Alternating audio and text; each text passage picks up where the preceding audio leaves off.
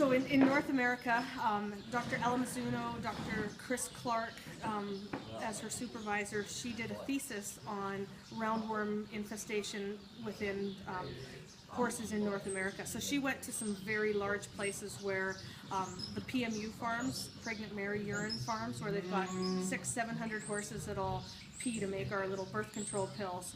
And they looked at because these horses are very well kept, very well vaccinated, and very well dewormed. Except that when she started doing fecal egg counts on them, some of them had huge worm loads in spite of being dewormed.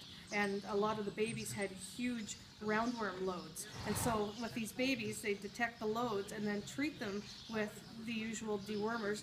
Most times it was an ivermectin type dewormer, and they found that nothing was changing. The worm loads were just as high. And so they were finding a resistance after 20-25 years of use of ivermectins in North America. The resistance had just finally started to occur.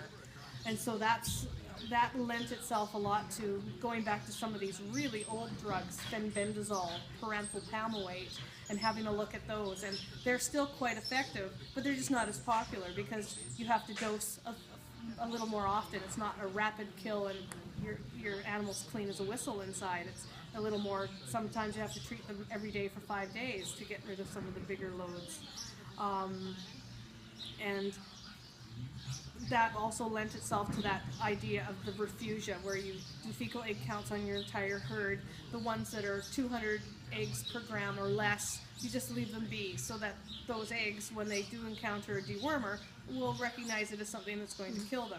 And then you've got your gray area, those horses that are in the 200 to 400 or 500, wherever you draw that line, where you sometimes would do them, maybe sometimes not. But sometimes would probably be before you start feeding them in winter. I'm thinking of a Canadian winter where they're no longer having access to grass, etc. They're just on hay.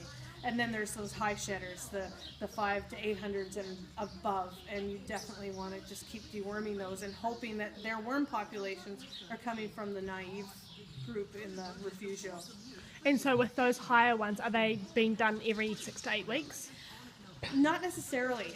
In North America, oftentimes they're just still being done what we call seasonally, and we have 3 months per season usually.